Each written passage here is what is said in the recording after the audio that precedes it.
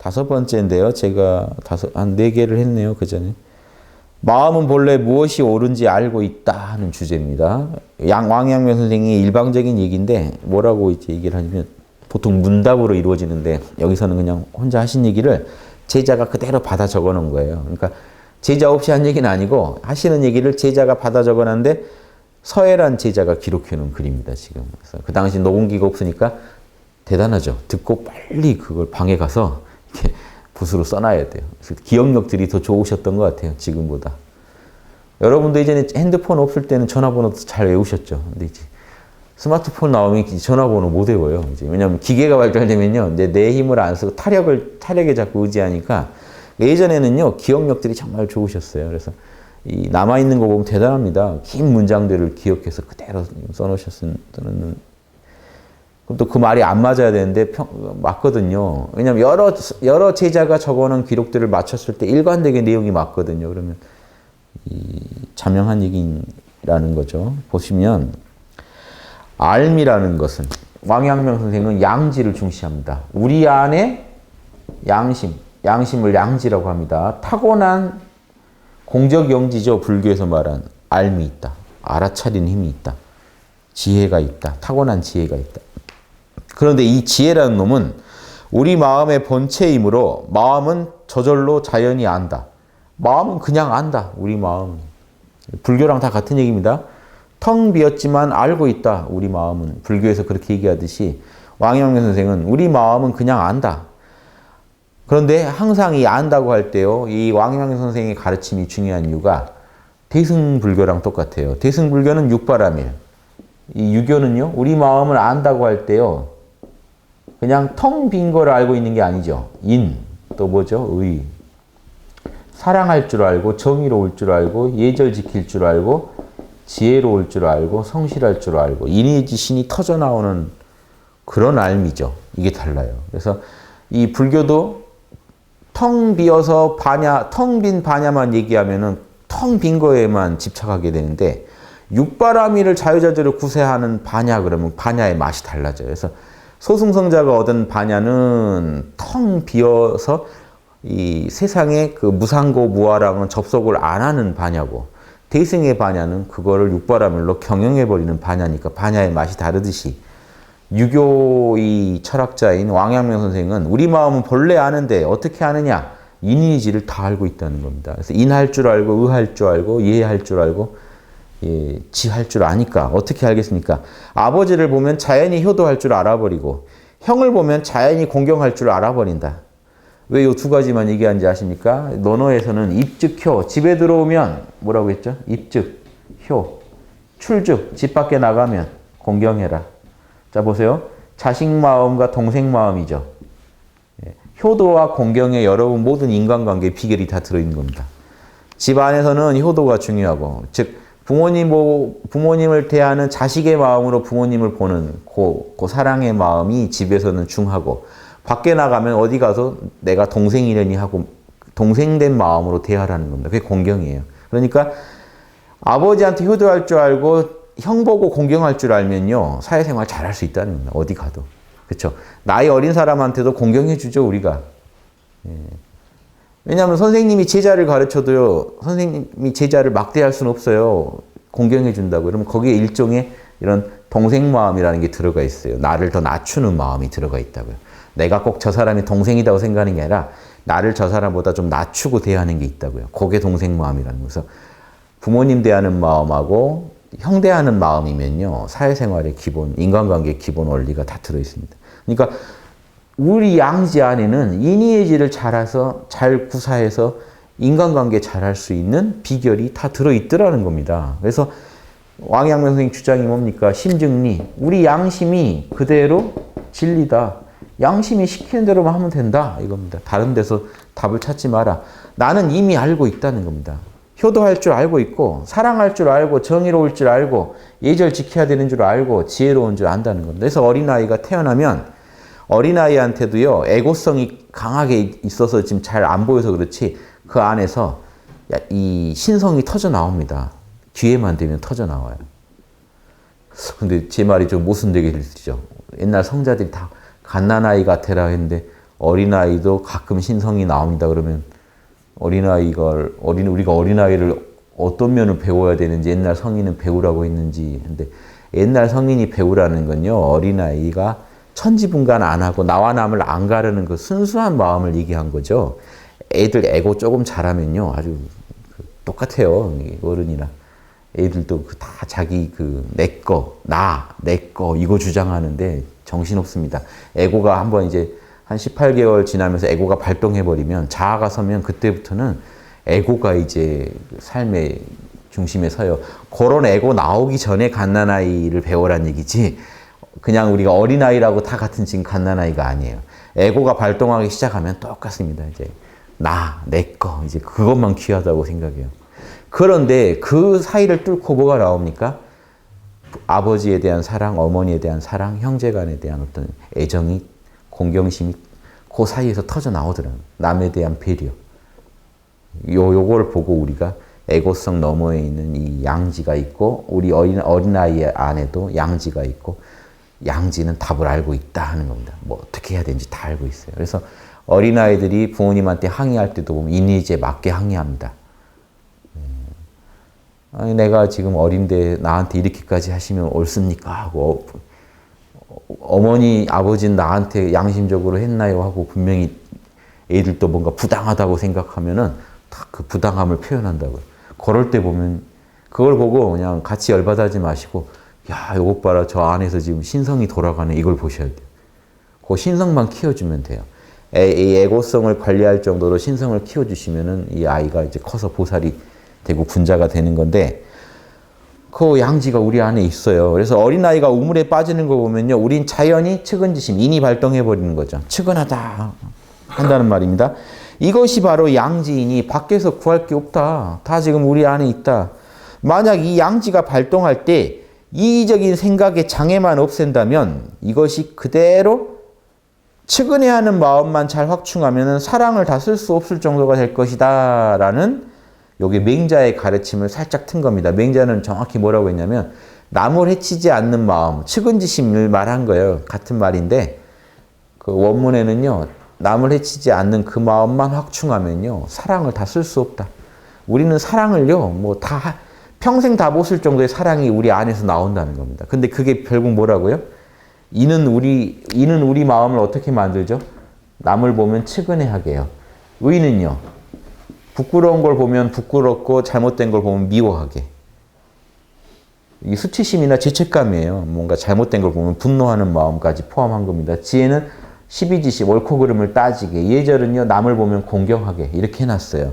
그러니까 우리가 남을 보고 어떤 공경하는 마음, 사양하는 마음이 일어날 때 그것만 다 이기적으로 그걸 막지만 말고 다 확충해서 쓰면, 어떻게 알았습니까? 남한테 지금 공경해야 된다는 걸 참나가 알아낸 거예요. 그러면 참나의 뜻을 존중해서 끝까지 그걸 표현하면 여러분은 성인이 될 수도 있다는 겁니다. 지금 어떤 세월호 사건이나 최근에도 뭐 안 좋은 사건들 일어났을 때 나한테 일어난 게 아니지만 내가 놀래죠. 아이고 어떡하냐, 그 부모 어떡하냐, 그 당한 아이 어떡하냐 할 때 그 남을 나처럼 느끼고 있는 그 마음만 계속, 그게 지금 여러분이 잘나서 하신 게 아니라 여러분 양지가 지금 인의 원리대로 여러분 내면을 그렇게 바꾸는 거라니까요. 그것만 그대로 따라가면 그게 답이에요. 이 양심의 소리가 답이에요. 심증리라고 했을 때 이 양심이 답이라는 겁니다. 측은지심, 공경지심, 수호지심, 시비지심만 따라가면 거기 진리가 다 있다는 거예요. 우주가 뭘 원하는지 거기 다 들어있다는 거예요. 밖에서 찾지 말고 여러분 안에서 일어나는 마음을 들여다보고 그 길을 따르라는 겁니다. 그래서 수호지심, 잘못된 걸 보면 우리는 부끄러워하고 죄책감 느끼고 증오하고 하잖아요. 그건요, 이 우주가 화내는 거예요. 우주 자체는 화를 안 내지만 우리 에고를 통해서 잘못된 거 보면 분노하게 만들어 놨다고요, 우리를. 그러니까 그 분노를 정당하게 표현해야만 우리 양심은 밝아지고 사회가 정의로워집니다. 우리 각자가 그 분노나 그 잘못된 부끄러운 마음을 참아버리기만 하면요, 자기도 안 밝아지고 남도 안 밝아지고 다 어두워지고 끝나요. 그래서 요것대로 이걸 연구하셔야 돼요, 지금부터. 여러분 안에 내면에 우주가 보내는 신호가 지금 이렇게 와요. 측은한 마음으로 오기도 하고, 불편한 마음으로 오기도 하고, 공경하는 마음으로 오기도 하고, 옳고 그름을 따져서 자명하지 않으면 찜찜해하는 그 마음으로 오기도 해요. 뭐로 오든지 그것들을요 잘 연구해서 선명해질 때까지 여러분 마음이 밝아질 때까지 갈고 닦으면요. 여러분 성인이 될 수 있다는 겁니다. 그래서 이게 그거예요. 우리 안에서 일어나는 남을 측은히 하는 그 마음만 끝없이 키워나간다면 사랑을 다 쓸 수 없을 정도가 된다. 이건 예수님 같은 분이 된다는 거예요. 그래서 그게 가능하다 이겁니다. 그러니까 예수님 어떻게 됩니까? 여러분 내가 당해서 싫은 거 남한테 안 하고 내가 대접받고 싶은 대로 남을 먼저 대접하려는 그 사랑을요. 그 사랑의 마음이 안에서 올라올 때 계속해서 그걸 확충하고 표현하면요. 여러분도 예수님처럼 될 수 있다는 겁니다. 그래서 그러나 일반 사람에게 있어서는 이기적 생각의 장애가 없을 수 없다. 이게 올라오는데 막아버려요. 남을 측은해 하는데 아유 너나 잘해 하고 공경하려는 마음이 올라오는데 아유 내가 뭐 무슨 오지랖이냐 하고 다 막아버리면 뚝뚝 끊어져서 양심의 소리가 차단당해버리는 거예요. 우주는 계속 신호를 보내는데 인간이 안 들어버리는 경지. 이러면 사이코패스가 돼요 나중에. 남이 당하는 상처에 대해서 무심해집니다. 신경을 안 써요. 그래서 우리도요, 기본적으로 사실은 측은지심을 막으면서 살아가요. 간단하게 여러분 그 식탁에 올라온 그 닭, 돼지, 소 보고 아이고 이 살아생전 모습 상상해보고 뭐 이러면은 못 드시겠죠. 어떡합니까? 생각 안 하죠. 역지사지를 안 해요. 불어. 안 하고 먹어요. 그래야 먹지. 이게 역지사지를 다 하면은 못 먹어요. 그러니까 우리도요, 역지사지를 잘하는 사람이라 하더라도 어느 분야에 적용을 안 시킬 수도 있다고요. 이게 꼭 다 그렇게 닭고기 드실 때마다 생각하시라는 얘기가 아니라 우리도 적당히 끓으면서 살고 있죠. 그러니까 사실 각자 자신을 의심해 봐야 되는 게 지금 고기 먹는 문제가 이제 중요한 게 아니라 사람한테 우리가 하는 게 제일 중요한 겁니다. 사실은. 사람한테 할 때 우리가 어떤 사람에 대해서 역지사지 안 하면서 할 수도 있다는 거예요. 그 실력이 있으시다는 거예요. 분명히. 왜냐? 역지사지를 우리가 어떤 상황에 따라서 안 해버리는 걸 능사로 하거든요. 실제로. 그러니까 만약에 이스라엘 사람이 팔레스타인 사람에 대해서 역지사지를 그렇게 자기 국민들한테는 사랑을 하고 잘하는 사람이 팔레스타인 사람이다 그러면 역지사지가 뚝 끊어져 버릴 수도 있겠죠. 북한 사람이다 그러면 에이, 그냥 고생해야 돼. 그러니까 이게 어느 사람이다, 이게 어떤 부류에 대해서는 역지사지를 안 해버릴 수도 있어요. 그러니까 나중에 죽이기도 하는 거죠. 서로 똑같습니다. 서로 죽여버리기도 해요. 그러니까 저건 사람 아니다라고 내가 딱 해버리면 그 순간에 뭐가 일어나냐면요. 측은지심을 안 쓰겠다는 거예요. 그래서 우리는 사실은 양심은 지금 모두에 대해서 쓰라고 외치지만 우리가 그거를 딱 막아버릴 수도 있다는 거예요. 그래서 근데 저는 육식 같은 경우는 우주가 인간들을 동물 좀 먹으라고 만들어 놓은 게 분명해서 어느 선까지만 잘 지키시면 그거를 죄라고는 안 봅니다만 과하면 그것도 죄겠지만 인간한테는요, 우주가 한결같이 잘하라고 했지 어느 인간이라고 함부로 대하라고 한 적이 없어요. 그러니까 인간한테 대하는 거에 대해서 되게 조심하셔야 됩니다. 그래서 저는 뭐 이렇게 채식주의자분들이 뭐 좀 미워하실지 몰라도 드리고 싶은 말은 채식주의 한다고 남들 괴롭히지 마시라. 그러면 그게 더 큰 카르마를 짓는 걸 수가 있어요. 그러니까 채식주의도 좋은 선택이에요. 난 진짜 동물에 대해서 역지사지가 너무 돼서 못 먹겠다. 좋은 선택이에요. 그러니까 좋은 선택을 하신 거고 그만큼 좋은 카르마가 일어날 겁니다. 그러면 그걸로 또 남들에게도 상처 주지 마시고 남들에게도 역지사지를 같이 해주세요. 근데 사람들이 꼭 자기가 잘하는 걸 가지고 또 남들을 괴롭히기가 쉬워요. 난 이렇게 잘하는데 너는 뭐 하냐 가지고 또 이게 일종의 정의감에서 나오긴 하는데 거기 에고가 조금 보태지면요. 서로 괜히 불편해지고 힘들어지고. 예. 서로 사랑하라가 예수님의 그 명령이 서로 사랑하라가 제일 첫째는 인간들끼리 사랑하라는 겁니다. 그러니까 동물한테는 과하게 역지사지하는데 인간한테는 역지사지 안 하고 살 수도 있어요. 그러니까 잘 돌아봐야 된다는 거예요. 내가 남들보다 사랑 꽤 하지. 그래서 뭘 보면 알 수 있냐. 난 집에 있는 반려동물을 그냥 끔찍해. 내 새끼로 알고. 하면 엄마 왔다 그러고 이렇게 난 다른 동물에 대해서까지 이렇게 잘해. 그런데 그럼 과연 인간한테는 잘할까요? 그거 좀 돌아보셔야 돼요. 그러니까 인간한테도 잘하고 그러시면 좋은데 우리가 내가 어느 분야 잘한다고요. 또 다른 분야는 딱 무시하고 살 수도 있다는 거예요. 그래서 제가 드리는 말씀은 우선순위를 꼭 따져보시면서 인간은 인간들끼리 잘 지내야 되는 게 제일 큰 과제입니다. 사실 인간들하고 말 안 통하니까 동물하고 이렇게 사랑하는 거예요. 인간하고 말 조금만 섞어도 화가 나고 막 천불이 나니까 말 못 알아듣는 동물 붙잡고 네가 그래도 낫다 하는 건요. 지금 뭔가 도피성이에요, 사실은. 인간들의 문제가 안 풀리고 있다는 얘기입니다. 성인들이 와서 동물 붙잡고 막 이러지 않았죠. 왜냐? 그게 중요하지 않다는 게 아니라 인간들끼리 사랑하게 하는 게 제일 어려운 문제고 그거 푸는 게 제일 크고 우리 양심을 잘 써야만 정말 힘들어요. 사실은 쉽지 않아요. 저도 동물 보고 있으면 마음이 즐거워지는데 인간하고 대화를 하면 뭔가 이렇게 심란해지거든요. 어려운 거 알지만 그래도 그걸 잘 해내야 수행이고 우리 인간의 의무라는 걸 알기 때문에 옛 성인들도 인간 얘기를 다 하신 겁니다. 그래서 인간들끼리 잘하는 게 중요하고 황금률이니 뭐니 다 인간들 간의 얘기예요. 기본적으로. 그거를 이제 동물한테까지 확대 적용하는 거지 가장 그 본질적인 건 인간의 문제고 이 우리 안에 있는 양심의 문제로 인간의 모든 문제를 특히 사회까지 바로잡아 놔야 우리 의무를 다한 겁니다. 사회가 더럽다고 자꾸 외면하시면요. 이게 안 돼요. 그래서 예전에 논어 얘기 나옵니다. 공자님이 자꾸 세상을 바로잡아 보려고 하니까 은둔형 이제 우리 요즘 같으면 소승성자들이죠. 중국에도 있었어요. 은둔형 성자들이 나와서 공자들은 그만해라, 그만해라. 너 혼자 그런다고 될 일이 아니라는 거 알지 않느냐, 그만해라. 그러니까 공자님이 뭐라고 하냐면 그 이제 노래소리를 듣고 그렇다고 내가 산에 가서 새랑 짐승들이랑 살겠냐? 난 인간이랑 살아야 된다. 공자님은 아주 대승 철학을 주장하신. 나는 아무리 나를 괴롭히고 인간들이 힘들게 하더라도 인간들 속에서 도를 닦겠다 하는 걸 주장하시는 게 있어요. 그게 대승과 소승이요. 논어에도 나옵니다. 어느 모습으로 다 있습니다. 대승과 소승의 모습이. 그래서 인간들 그 붙잡고 해봤자 속만 시끄럽지. 그냥 혼자 토 닦는 게 낫다 하는 사람이 어디에나 있어요. 그 인도에만 있는 게 아니라. 그래서 대승 철학을 강조하는 이 공자님의 후예니까 왕양명도 우리 안에 있는 양지는 결국 이니지 잘하게 우리를 인도한다 하는 그걸 얘기하고 이기적 생각의 장애만 막아라. 그래서 양지를 완성한다. 이 지혜를 온전히 한다는 거 뭡니까? 지혜를 온전히 한다는 건 양심을 다 구현한다는 건 이니지를 다 펼친다는 거예요. 그것과 사물을 바로잡는 경물의 공부를 닦아야 한다. 그래서 왕양명은 대학의 경물치지를 다른 식으로 풉니다. 왕양명 선생은요. 대학의 경물치지는 원래는 물건을 연구해서 물건의 본질을 연구해서 지혜를 이루어라 하는데 왕양명 선생은 그렇게 안 풀어요. 사물을 바로잡아라. 이걸 바로잡을 정자로 풉니다. 그런 뜻도 있거든요. 양심대로 사물을 처리해라. 이니지를 가지고 사물을 처리하는 걸 경물 그러고 같은 내용이 돼버립니다. 치지. 내 양심을 온전히 한다.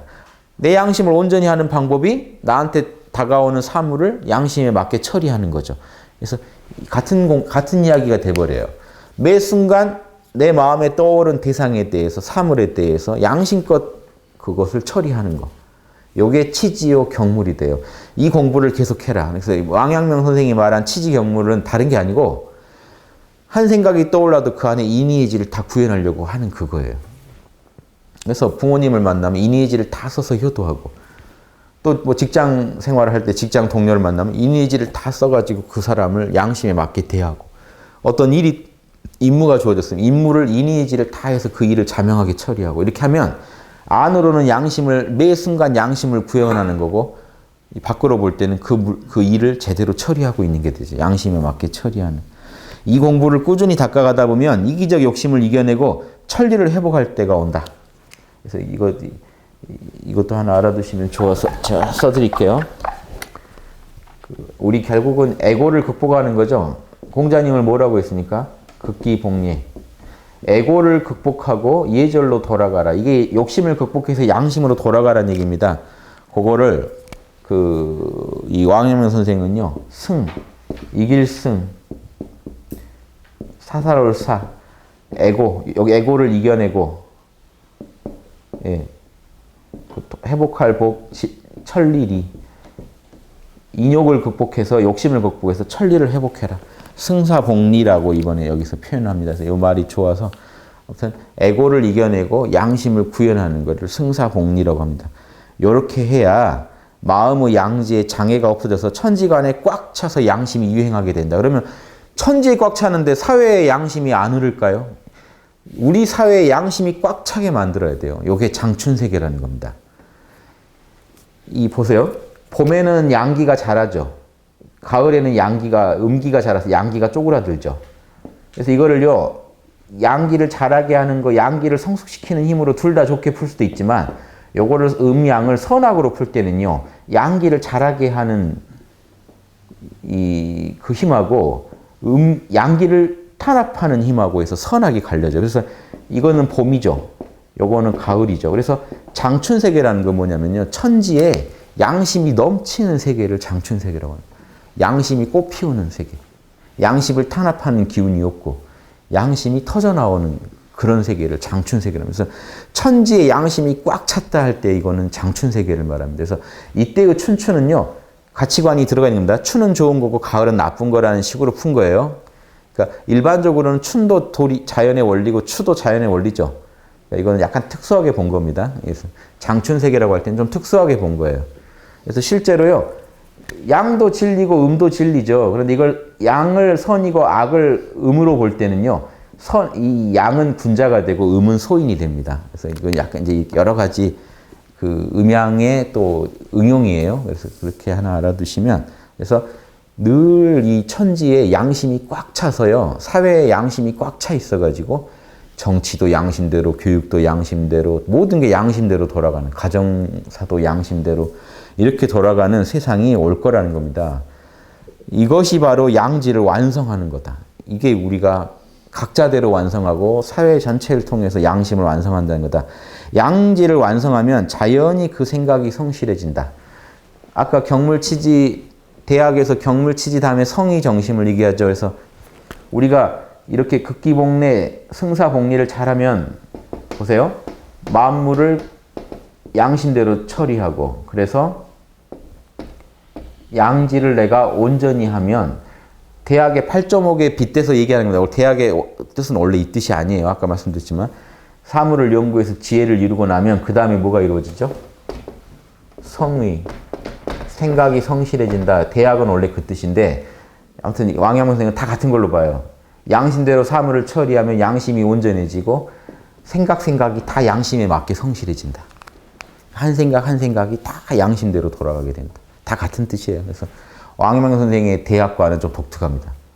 주자의 대학이 대학의 저자의 의도에 맞고요.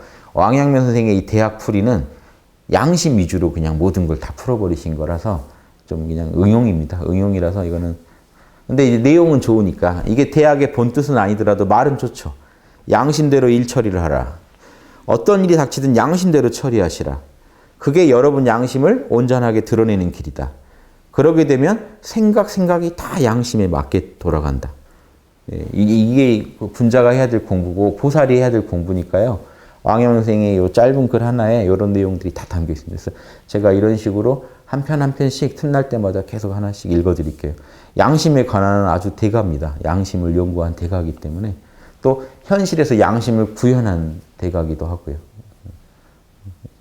이런 또 가르침을 잘 좀 이렇게 이해하시면 좋겠습니다. 예, 오늘 여기까지 하겠습니다. 예.